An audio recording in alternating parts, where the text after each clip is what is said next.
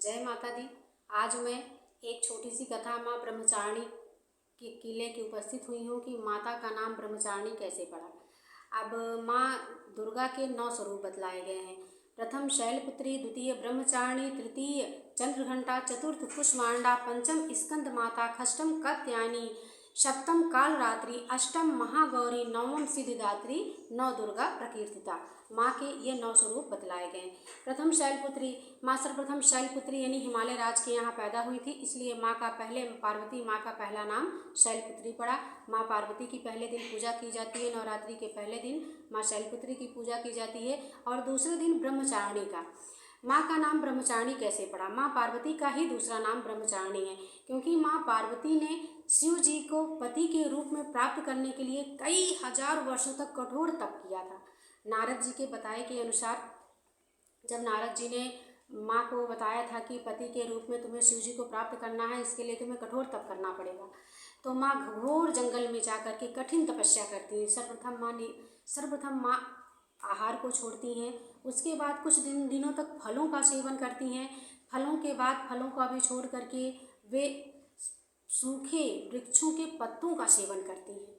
सूखे वृक्षों का पत्तों का सेवन करती हैं। इतनी कठोर तप करने के पश्चात भी जब भगवान शिव नहीं प्रसन्न होते हैं तो माँ खुले आकाश के नीचे खड़े होकर के और सूखे पत्तों को भी छोड़ देती हैं, निराहार रह करके, ना फल खाती हैं ना पत्ते खाती हैं, निराहार रहकर कठोर तप कई हजार वर्षों तक कठोर तप करती हैं। इससे प्रभु शिव भोले बाबा प्रसन्न होते हैं, शिव शंकर, और माँ को पति के रूप में प्राप्त करते हैं। माँ की इस कठोर तपस्या को देख करके अनेक ऋषि मुनि ब्रह्मचारी माँ का नाम ब्रह्मचारिणी रखते हैं।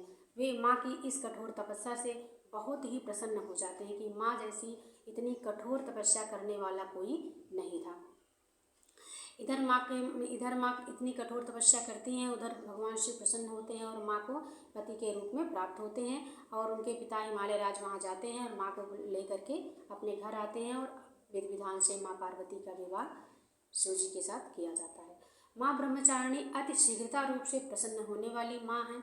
इनको अत्यधिक कुछ करने की ज़रूरत नहीं है। माँ को भोग में सफ़ेद पसंद है, सफ़ेद जैसे बर्फी हुआ, दूध हुआ, चीनी हुआ, आपके पास जो भी हो इस चीज़ का भोग माँ को लगा सकते हैं। माँ को सफ़ेद वस्त्र पसंद है, माँ को पीला फूल पसंद है और माँ अत्यंत शीघ्रता से प्रसन्न होने वाली हैं।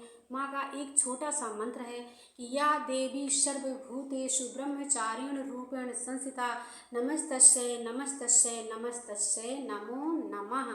सब बोलो श्री माता ब्रह्मचारिणी की जय।